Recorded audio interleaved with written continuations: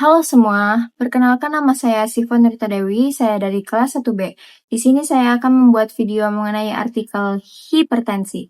Hipertensi atau yang sering disebut sebagai penyakit darah tinggi, penyakit ini termasuk penyakit degeneratif, yaitu penyakit yang muncul karena menurunnya fungsi organ tubuh seiring berjalannya waktu.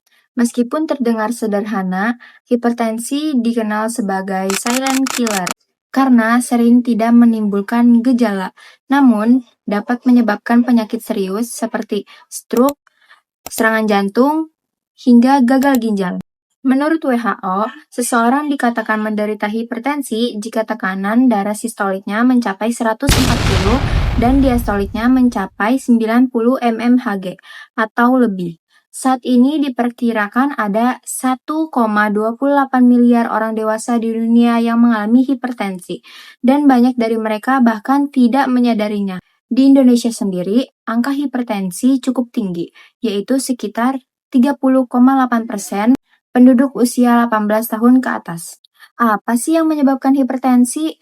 Penyebab hipertensi dipengaruhi oleh dua faktor. Yang pertama, faktor tidak bisa diubah, seperti usia, jenis kelamin, dan riwayat keluarga. Yang kedua, faktor yang dapat diubah. Misalnya, kebiasaan merokok, kurang olahraga, konsumsi garam yang berlebih, stres, dan obesitas. Selain itu, sebagai pekerja yang sering bekerja shift malam, berada di lingkungan panas, bising, atau terpapar bahan kimia tertentu, juga memiliki risiko lebih tinggi mengalami hipertensi.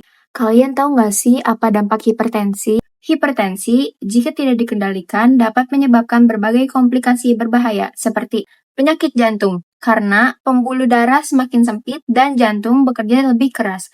Stroke, akibat kerusakan pembuluh darah di otak. Gagal ginjal, karena ginjal tidak mampu menyaring darah dengan baik. Gangguan penglihatan hingga risiko kebutaan. Itulah sebabnya hipertensi perlu dikendalikan secara serius dalam jangka panjang. Kenapa sih dukungan keluarga penting? Banyak pasien tidak patuh minum obat atau menjalankan pola hidup sehat. Disinilah keluarga memegang peran besar.